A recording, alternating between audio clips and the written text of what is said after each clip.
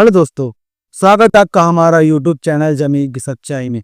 दोस्तों, ज़मीन की सच्चाई एकमात्र ऐसा चैनल है जो किसी अफवाहों पे नहीं, रियल सच्ची घटनाओं पे आपको जानकारी देता रहता है।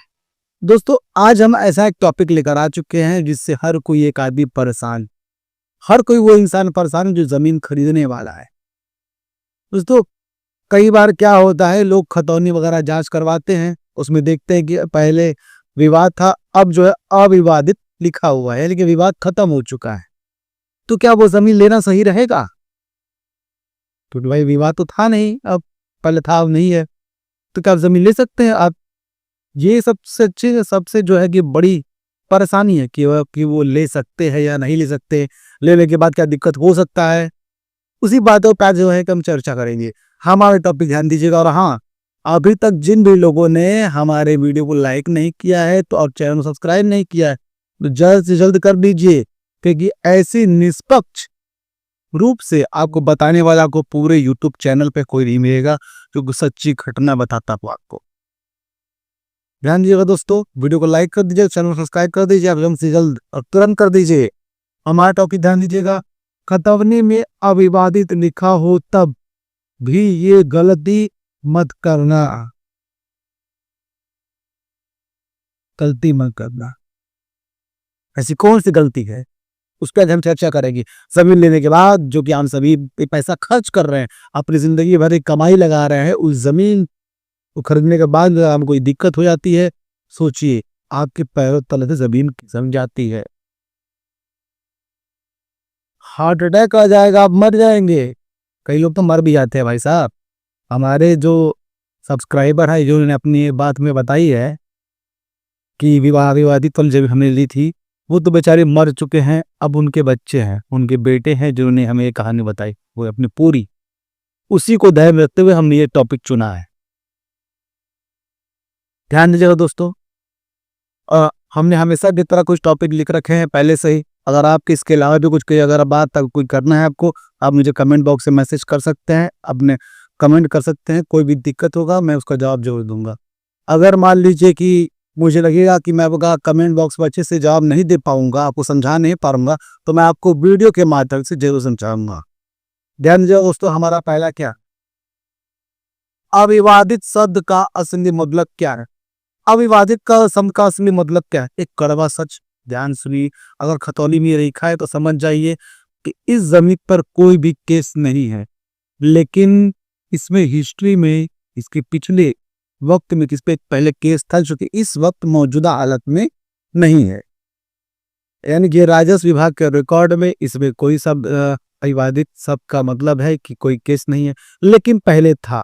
अगर इस जमीन को आप खरीद रहे हैं तो आप अपनी जिम्मेदारी पे खरीद सकते हैं, सब आपको यही सलाह लेगी। इसमें कभी भी किसी की गलती नहीं मानी जाएगी और न ही किसी का परेशानी माना जाएगा। कोई दिक्कत आपको अगर होता है इन फ्यूचर तो। दूसरा क्या है, ध्यान दीजिएगा, लोग अविवादित देखकर कहाँ गलती कर लेते हैं।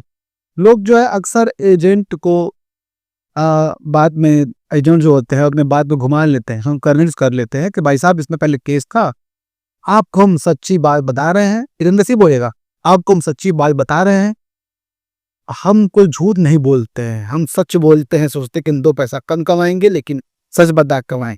ऐसे कहेगा आप तो उसके बाद वही थोड़ी लगेगी भाई साहब ये तो सही कह रहा है। आप फिर ही बोले भाई पहले से विवादित था, अब जो विवाद नहीं है, फिर ये खतौनी में लिखा हुआ आप डॉक्यूमेंट वगैरह चेक करा सकते हैं, आप चेक करा भी लेते हैं। लेकिन आप एक गलती इसमें करते हैं, जमीन लेने से पहले आप जमीन ले भी लेते हैं, एक गलती कर देते हैं, इसमें ये नहीं देखते कि क्या सब खातेदार वाली जमीन है, कि मौखिक बंटवारे की जमीन है, कि कोई आपत्ति अभी जमीनी रूप पे कोई आपत्ति है क्या है, सब आप इग्नोर करके कब्जे बिना कब्जा लिए आप रजिस्ट्री करवा लेते हैं और बाद में आपको सरप्राइज मिल जाता है। सरप्राइज सबसे बुरा शब्द बस मौके पर आधारित है कि कौन से मौके पे किस चीज को सरप्राइज अच्छा कहा जाएगा और किस वक्त पे किस सरप्राइज को खराब कहा जाएगा। इस जगह उस सरप्राइज का आना बेहतर नहीं है। अगर ये सरप्राइज का शब्द आ जा रहा है यहाँ पे, समझ लीजिए खतरा ही खतरा है। दूसरा क्या है, पहली गलती, सबसे खतरनाक गलती, सौ खातेदार को नजरअंदाज करना। देखिए मैंने सह खातेदार का नाम ही लिया था, अभी आ गया। पहले तो जान लीजिए सह खातेदार का मतलब उस जमीन का कोई एक मालिक नहीं है, उस जमीन पे कई मालिक हैं। समझिए कि बंटवारे की जमीन अभी नहीं है वो, मतलब कि एक बड़ी जमीन है जिसमें कई भाई हिस्सेदार हैं। अभी जो है उसमें बंटवारा नहीं हुआ है। अभी मान लीजिए अगर वो जमीन आप ले लेते हैं, कोई दिक्कत नहीं, ले लीजिए। लेकिन कल को कोई खातेधारक कोई भाई उठकर आके उस पे एक आपत्ति कर दे कि मुझसे बिना पूछे ये जमीन बेच दी गई है, तो भाई साहब आपके पूरे क्रियाकर्म पर पानी फिर दिया जाएगा। यानी कि आप उस जमीन पर आपकी होकर भी आपकी नहीं होगी, आपकी है लेकिन वो उस पर चलेगा केस आपत्ति का, आराम से 4 साल 5 साल चलेगा। अंत में अब आपको सलाह मिलेगा कि आप जो है क्या कर लीजिए, कंप्रोमाइज यानी कि समझौता कर लीजिए। समझौते में क्या रहेगा, पुराना वाला जो भाई है, जो भाई जिसने भाई ने आपको जमीन बेचा, वो तो बोलेगा आइए हम समझौता कर लेते हैं, इनको भी कुछ रुपए हम दे देते हैं। वो ये नहीं बोलेगा कि मैं अपने पैसे से दे दूंगा, नहीं, वो बोलेगा आप कुछ दे दीजिए। यानी आपने जो जमीन खरीदी 10 लाख रुपए में 2 लाख रुपए उनको भी दीजिए। कल वो तीसरा भाई उठकर आ जाए, चौथा भाई उठकर आ जाए, तो ऐसे उठकर आते रहेंगे लोग, आप उस जमीन पैसे बद देते रहें भी। सह खातेदार में ही दिक्कत होता है। मैं तो यही साफ सलाह आपको देना चाहूंगा कि सह खातेदार की जमीन लीजिए, तब लीजिए जब वो जमीन बंटवारे में हो चुकी हो, या फिर अगर जमीन ले रहे हैं तो सभी भाइयों की सहमति के अनुसार सभी भाइयों की साइन होनी चाहिए। किसी एक भाई की साइन नहीं होनी चाहिए खतौनी पे, सॉरी रजिस्ट्री पे। सहमति के अनुसार वो जमीन बेच लीजिए। अगर किसी को ये भाई बोल रहा है कि हम अपना हिस्सा बेच रहे हैं, तो वो चीज खतौनी में हिस्सा होनी चाहिए कि वो जमीन का पहले से बंटवारा हो गया होना चाहिए। मौखिक बंटवारे वाली जमीन नहीं चाहिए। वो बंटवारा जो कि लिखित रूप में खतौनी में दिखना चाहिए, कितना अंश है इनके, जो भी जमीन आपको बेच रहा है उसका उतना अंश है भी कि नहीं, साफ देखिए, उसके बाद कोई जमीन लीजिए। अगला क्या है, ध्यान दीजिएगा, दूसरी बड़ी और सबसे खतरनाक, कब्जा और रास्ता न देना। एजेंट के भरोसे के आप जमीन खरीद लेते हैं, एजेंट पर भरोसा करके। वो तो आप अपने चिकनी चुपड़ी बातों में जो है फंसा ही लेता है, उनका वो काम ही है। हर एक एजेंट खराब होता है और हर एक एजेंट अच्छा भी होता है, यानी 50-50 चांसेस हैं। कुछ लोग अच्छे होते हैं, कुछ लोग खराब होते हैं। सबको हम खराब नहीं कहना चाहते और सबको हम अच्छा नहीं कहना चाहते। यही भाई जो है तो रियल फैक्ट यही है। 2% के लालच में, उनका जो 2% होता है उसके लालच में वो किसी को भी कोई भी जमीन चिपका देते हैं, और आप जो है तुम सीधे साधे लोग आप ले लेते हैं जमीन। आप ये नहीं देखते कि कब्जा, अगर आप जमीन आपको दिखा रहा है ये जमीन, ये कई जगह प्लॉटिंग में मामला हो चुका है, आपके शहर में भी हुआ होगा अगर आपने ध्यान दिया होगा तो, और अभी चल भी रहा है, ध्यान दीजिएगा। ये जमीन का आपको दिखाया गया, ये जमीन जो ये रास्ता यहाँ पे है 20 फीट का, 20 फीट का जमीन है, आपके एजेंट ने देखा है, इसी के नाम पे को रजिस्ट्री करवा दी। और जब आपको कब्जा लेने आएंगे तो कब्जा जो है आपको यहाँ पे दिया जाएगा, और यहाँ पे 5 फीट का रास्ता रहेगा। प्लॉटिंग में अक्सर इसे हो रहा है, अक्सर प्लॉटिंग वाली जमीन में ऐसा हो रहा है, जो कि फ्रॉड एजेंट, फ्रॉड प्लॉटर ऐसा कर रहा है। अब आप उससे क्या करेंगे, झगड़ा करेंगे। झगड़े में क्या कर लेंगे, बहुत करे रिपोर्ट केस करेंगे, भाई तो झेलिए, फिर झेलते रहिए। आप क्या बोलेंगे, हमको वो जमीन दिखाया गया था कि ये जमीन हो गया, और पता ये चला कि सरकारी रिकॉर्ड में उस जमीन को जो रास्ता सामने दिखाया गया वो 5 फीट का ही दिखाया गया है। वो 5 फीट का ही रास्ता नक्शे में है, लेकिन वो जमीन प्लॉटर जो है अपने से जमीन काट करके वो रास्ता बढ़ा रहा था, लेकिन आपको दे दिया वो 5 फीट वाले एरिया में। फंसे रहिए। इसलिए मैं बोलता हूँ जमीन लेने से पहले जमीन पर कब्जा लीजिए, उसके बाद रजिस्ट्री पर आइए, और हर पेमेंट जो है आप ऑनलाइन ट्रांसफर कीजिए, बैंक के थ्रू भी, आरटीजीएस के माध्यम से। जमीन पर पहले कब्जा लो, फिर उसकी रजिस्ट्री जो भी आय के काम क्रिया करना, चाहे रुपया देना है वो भी करो उसके बाद। ये सब ध्यान रखते, और कभी भी जमीन लीजिए तो याद रखिएगा, आपको अगर विकास प्राधिकरण विभाग से अगर आपको घर का नक्शा पास करना होगा तो आपके घर के के सामने जो ज़मीन होनी चाहिए, जो ज़मीन आपकी है, सामने जो रास्ता होने से कम 10 से 12 फीट का रास्ता रहेगा, तभी जो है आपको अप्रूवल मिल पाएगा। और वो भी किसी रजिस्टर्ड आर्किटेक्ट इंजीनियर से अगर आप रास्ता ज़मीन का नक्शा बनवाएंगे घर का, तभी अप्रूव होगा। याद रखिएगा, क्राइटेरिया है, ये सब क्राइटेरिया तो पूरा करना होगा आपको। आगे का क्या है? तीसरी गलती, पुरानी पारिवारिक दावे। तीसरी भी गलती ये होती है कि लोग पुराने पारिवारिक दावे होते हैं। ऐसे होता है कि हमारा हिस्सेदारी को लेकर होता है कि उसमें फलाने मर चुके हैं, एक लोग मर चुके हैं, उनका नाम अभी भी जो चल रहा है। उसमें जो है उनके बच्चों ने दावा कर रखा है कि हमारा नाम अंकित कराया जाए। सब मामला चलता रहता है और सबको नजरअंदाज करके आप जो है सीधा जमीन दे लेते हैं, और जमीन के साथ साथ मुबारक हो, आपने केस और मुसीबत भी आप ले लेते हैं। मुसीबत भी आप लेके चलते रहते हैं और देखते रहते हैं कि भाई साहब, जमीन तो आप पैसे देकर ले रहे हैं और पैसे देकर आप मुसीबत भी खरीदते रहते हैं। सब मामलों में आपको क्या करना चाहिए, कैसे करना चाहिए, सब आपको हम बताएंगे। बने रहेगा वीडियो का एंड तक। एंड में आपको हम बताएंगे आखिरी में कि भाई साहब, जमीन खरीदने का सही तरीका क्या है। अगर उसको आप फॉलो करेंगे, जो हमारे बताए हुए तरीके को, तो आप जमीन हमेशा आप सही तरीके से जमीन ले पाएंगे, जो कि आप पूरे फ्यूचर, आप रहेंगे, आपके बच्चे रहेंगे, उनके बच्चे भी, कई नस्लें बीत जाएंगे ऊपर, तभी भी कोई आदमी, कोई इंसान या फिर कोई सरकार उस पर दावा करने के लिए आपत्ति कर ले नहीं आ सकता। बिना आपके मर्जी के कोई जमीन छीन भी नहीं सकता, तब टच ही नहीं करेगा, तो वो नजर उठा के देखेगा ही नहीं। और हाँ, अभी तक जिन लोगों ने हमें देखते हुए आ गए, उन लोगों ने हमें लाइक नहीं किया और सब्सक्राइब नहीं किया, भाई साहब जल्द से जल्द आप लोग वीडियो को लाइक कर दीजिए और चैनल को सब्सक्राइब कर दीजिए। और अब आप लोग कर ही दीजिए, आप लोगों ने बहुत देरी कर दी, हमें सब्सक्राइब ही नहीं किया, आप लोगों ने कर दीजिए भाई साहब, बहुत ही अच्छी रहेगी आपके लिए। क्योंकि हमने जो प्रण लिया है लोगों को जागरूक करने का, उसमें आप अब भी अपना छोटा सा योगदान दे सकते हैं हमारे चैनल को सब्सक्राइब करके। तो भाई साहब जल्द से जल्द सब्सक्राइब कर दीजिए। आगे बढ़ते हैं। छठवां सबसे खतरनाक गलती, सिर्फ खतौनी पर भरोसा। लोग क्या करते हैं, खतौनी पर भरोसा कर लेते हैं। मान लीजिए जमीन पर कोई विवाद रहता है और वो खतौनी पिछला कोई दिखा देता है। यानी मान लीजिए कि अभी जैसे 2026 चल रहा है, 2026 में खतौनी में एक विवाद करके एक अपडेट आ जाता है, ये विवाद इस पर चल रहा है। और लोग क्या करते हैं कि पुराने जो खतौनी रखे रहते हैं, वो लोग वो दिखा देते हैं। आप देखते हैं भाई साहब दम बेहतर है, आप चेक करवा लेते, कोई दिक्कत नहीं है। लेकिन आप कोई लीगल वेरिफिकेशन नहीं करते हैं उसकी, न ही मौखिक वेरिफिकेशन। लोग अगल बगल जहाँ पे जमीन, अगल बगल लोगों से बातचीत नहीं करते हैं कि जमीन कैसी है, कोई दिक्कत है क्या नहीं है, क्या सब पता नहीं करते आप, और अब वो दिक्कत हो जाती है उसमें।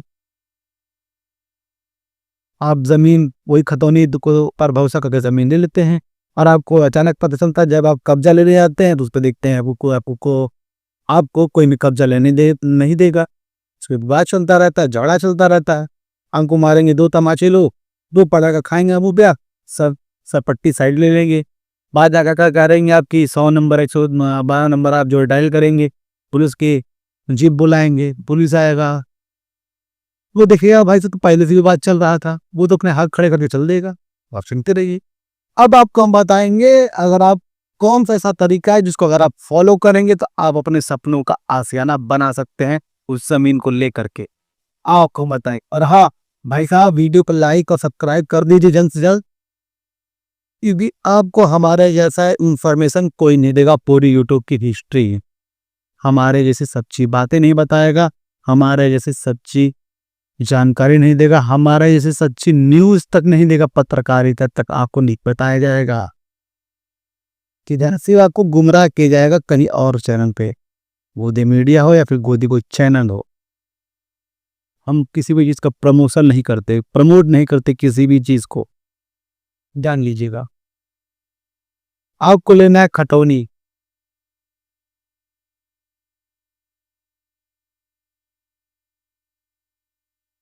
आप इस मेथड को फॉलो कीजिएगा। वीडियो को आप सेव कर लीजिए, उन्हें शेयर करके कहीं रख लीजिए, या फिर आप पेन और कागज पे लिख सकते हैं। खतौनी आपको कौन देगा, वो जमीन खतौनी आपको देगा ज़मीन का आप लेने वाले हैं या फिर एजेंट के माध्यम से, तो एजेंट देगा आपको, या फिर अगर आपको डायरेक्ट मालिक से बात है तो डायरेक्ट मालिक से ही लीजिए। दोनों सूरत में मालिक से आपको खतौनी नहीं देगा, भले वो एजेंट से घुमा के मिले या फिर वो डायरेक्ट आपको मिले। अब वो खतौनी पुरानी है नई है कोई फर्क नहीं पड़ता है। आप सीधा जाइए कचहरी, कचहरी मिलिए आप वकील। ख्याल रखिएगा आपके घर के बगल वाले वकील से नहीं मिलना है, कचहरी वकील जाइए, थोक के मामले में वहाँ पे मिलेंगे, तो यानी कि ऑप्शन ज़्यादा रहेगा वहाँ पे। और वहाँ पे आप वकील से मिलिए, उस वकील से जो ज़मीनी मामला देखता हो, किसी और वकील को नहीं बीता, वकील से मिलिए। और वकील को आप 500 से 1000 रुपए बिना बोले दे दीजिए और कहिए कि भाई साहब आप हमारे पेपर क्या जो मैंने दिया है, मैं जमीन ले रहा हूँ, उसका क्या करना है, आपको मुआयना करना है। मुआयना यानी कि वेरिफिकेशन करना है आपको जमीन का। वकील चेक करके बताएगा, क्योंकि वो राजस्व विभाग के रिकॉर्ड में जाके वो चेक करेगा और बताएगा कि जमीन में कोई दिक्कत तो नहीं है, कोई परेशानी तो नहीं है, कोई विवाद है, कोई झगड़ा है, झंझट है, कोई केस चल रहा है, वो जमीन पहले कैसी थी अब कैसी है, तब वो देख के बताएगा, पूरी हिस्ट्री खंगार लेगा। कोई दिक्कत रहेगा तब वो बता देगा। और हाँ, एक कब तक का चेक करवाना है इनका, मिनिमम 2 हफ्ते का चेक करवाइएगा, मिनिमम 2 फसली का आप चेक करवाइएगा, पूरा रिकॉर्ड। अगर आपको वकील कह देता है आप जमीन को लेने लायक नहीं है, तो आप उससे कारण मत पूछिएगा। और ये अगर वो आपको ये भी बोलता है कि जमीन आपके चलकर दिक्कत हो सकती है, तो आपने कदम पीछे ले लीजिएगा। आप जमीन के बारे में भूल जाइए, कितना भी हिरण कितना भी बोले कि सस्ती जमीन है, आप ले लीजिए, बहुत ही फायदा देगी आपको, ये करेगी वो करेगी, नहीं मतलब नहीं। और अगर वकील बोलता है बहुत अच्छी जमीन है, शुद्ध जमीन है, आपको कोई दिक्कत नहीं होगी, आप ले सकते हैं बेफिक्र आप बंद करके, तो आपको आना है सीधा उस जमीन पे। पहले को फोन करना है एजेंट को कि मालिक को लेकर जमीन पर आ जाओ, मुझे कब्जा लेना है। या फिर अगर आप डायरेक्ट मालिक से बात है, मालिक से बोल सकते हैं।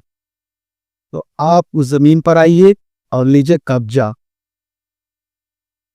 ध्यान रखिएगा, मैंने पैसे का नाम अभी तक नहीं लिया है और नहीं रजिस्ट्री का, तो आप कुछ और अलग से मत फॉलो कीजिएगा, step by step he follow कीजिएगा। तो कब्जा ले लीजिए। तो कब्जा लेने का मतलब ये नहीं कि आप जमीन पे खड़े हो गए और आपने बोल दिया कि भाई साहब जमीन आज से तो हमारी है, मार्केट में आपने ऐलान कर दिया अगल बगल लोग के पास, नहीं। जमीन पे कब्जा लेने का मतलब होता है कि चौतरफी पूरी पक्की तरह से बाउंड्री लेना, जितनी ऊंची आपको चाहे उतनी, कम से कम मिनिमम 5 फीट की आप बाउंड्री लीजिए चौतरफी। ये होता है कब्जा। कई मामलों में ये होता है कि मान लीजिए कि कोई पेपर पे कोई आपत्ति या फिर कोई दिक्कत नहीं होती है, लेकिन जमीनी रूप पे किसी को दिक्कत होता है, कुछ परेशानी होती है, झगड़े होते हैं, झंझट होते हैं। अगर आप कब्जा देने जाएंगे तो अब वो चीजें उभर के सामने आ जाएंगी, आपको कब्जा लेने नहीं देंगे लोग। आप तुरंत सचेत रहिएगा, अपना दिमाग खोल लीजिएगा और अपने कदम पीछे ले लीजिएगा, वो जमीन के बारे में भूल जाना है आपको। और जो पैसे आपने खर्च किए हैं ईंट बालू सीमेंट लाने में, आप उस एजेंट से लीजिएगा, वो मालिक से लेके आपको दे देगा, या फिर आप मालिक से ले लीजिएगा, आपको वो दे देगा। और अगर मान लीजिए ऐसा कुछ दिक्कत नहीं होता है, तो मुबारक हो, आपने एक सेफ तरीके से जमीन पर कब्जा ले लिया है। अब आपको करना क्या है, आना है बैंक, वहां से करना है आपको आरटीजीएस। हमेशा कैश को अवॉइड कीजिए, कैश भूल जाइए। आपको एजेंट को भी देना है तो आप बैंक से पैसा दीजिए और मालिक को भी बैंक से ही पैसा दीजिए। बैंक से आपको करना है आरटीजीएस, सिवाय आरटीजीएस के अलावा कोई तरीके से आप पेमेंट मत कीजिएगा। आरटीजीएस करने के बाद आपको आना है सीधा रजिस्ट्री करने।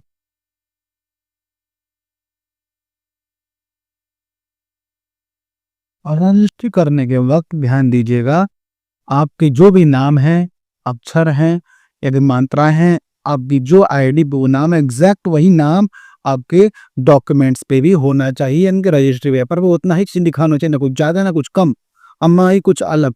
पति पिता पुत्री पत्नी जो भी है, ये सब अच्छे से भरा हो। और जो आपने जमीन दी है उसका अंश कितना सीमांकन उसका है वो भी उसी पे लिखा हो, उसका कितना स्क्वायर फीट वर्ग मीटर जो भी होता है सब उतना ही लिखा हो, ना ज्यादा हो ना कम। अगर ऐसा कुछ होता है तो आप तो इन संशोधन के लिए अप्लाई कर दीजिएगा। लेकिन सबसे बेहतर तरीका है कि आप जो टाइप कर रहा है उसके बगल में बैठ जाइए, रजिस्ट्री पेपर जो टाइप कर रहा है उस वकील के बगल में आप बैठ जाए और ध्यान से देखिए सब चीजें। और अगर रजिस्ट्री हो जाती है तो अब आपको कराना है नामांतरण, तकरीबन 10 दिन बाद। 10 दिन बाद कराना है को नामांतरण। और नामांतरण क्यों कराया जाता है? नामांतरण को ही दाखिल खारिज का प्रोसेस बोलते हैं। ये रजिस्ट्री के कुछ दिन बाद ही होता है, क्योंकि रजिस्ट्री एक जमीन खरीदने का जरिया है, आपको मालिक साबित नहीं करता। मालिक साबित करना है तो आपको दाखिल खारिज करना जरूरी है। दाखिल खारिज में पुराने वाले मालिक का नाम हटा करके, यानी कि राजस्व विभाग के रिकॉर्ड में पुराने वाले मालिक का नाम हटा करके आपका नाम दर्ज कर दिया जाएगा और खतौनी पे उसका हटा करके आपका नाम दिखने लगेगा। जहां ये प्रक्रिया दिखने लगे आप समझ जाइए और मुबारक हो, आपने एक सही और सेफ तरीके से जमीन खरीद ली है। अब आपको फ्यूचर में कोई आपको हिला नहीं सकता, क्या रखिएगा। और आपके बच्चे भी आपको अच्छे से दुआएं देंगे कि हमारे पापा ने, हमारे दादाजी ने, जो भी आप अभी हैं, उन्होंने बहुत ही अच्छा काम किया, हमें अच्छी जमीन दी, आज तक हम कभी चीजों को परेशान लेकर नहीं हुई इसको लेकर। अब ध्यान दीजिएगा दोस्तों, आपको मैं इसके हिसाब से सेफ एडवाइस क्या देना चाहेंगे लिखित रूप में। हमारी साफ सलाह है, अविवादित देखकर जल्दबाजी न करें, सभी हादसा खातेदारों की जांच करें, मौके पर जाकर खुद जमीन देखें, रास्ता और कब्जा जरूर चेक करें, शक हो तो कानूनी सलाह लें। आज की सावधानी कल का बड़ा नुकसान बचा सकती है। बिल्कुल, अगर आप एक लीगल तरीके से वकील से वेरिफिकेशन कराएंगे तो आपको फ्यूचर में कोई दिक्कत नहीं होगी। तो अंत में भी कहना चाहेंगे दोस्तों, आप जब भी जमीन लीजिए, जमीन बहुत ही सोच समझ कर लीजिए, लीगल तरीके से वकील हायर कीजिए, लीगल वेरिफिकेशन वीडियो उसके बाद ही कोई आप निर्णय पे आइए। अगर ऐसा कुछ परेशानी हो चुका है, आपके साथ कोई दिक्कत चल रहा है, तो आप लीगल वकील से मिलिए, हायर कीजिए, उसको सब चीजें बताइए और सिविल कोर्ट में केस दर्ज कराइए ऐसे कुछ दिक्कत होता है तो। और दोस्तों, अगर आपको वीडियो अच्छा लगा तो वीडियो को लाइक कीजिए, चैनल को सब्सक्राइब कीजिए और इस वीडियो को ज़्यादा से ज़्यादा लोगों तक शेयर कीजिए कि वो जो लोग, उन लोगों तक यह वीडियो पहुंच सके जो लोग इस परेशानी से जूझ रहे हैं या कि वो ज़मीन लेने वाले हैं। और तो और आप तो कमेंट जरूर कीजिएगा, कोई भी दिक्कत हो, कोई परेशानी हो, जो परेशानी आपको वकील नहीं बताएगा, आपको हम बताएंगे, आपको हम उसका समाधान बताएंगे। आपको हमारे अलावा कोई समाधान नहीं बताएगा, पूरी यूट्यूब की हिस्ट्री में आपको हम सलाह देंगे और समाधान तक बताएंगे। बढ़ते अपने आखिरी कदम की तरफ दोस्तों, फिर मिलेंगे दोस्तों किसी नई वीडियो में, किसी नए टॉपिक की तरफ। तब तक हमें दीजिए इजाजत। जय हिंद दोस्तों।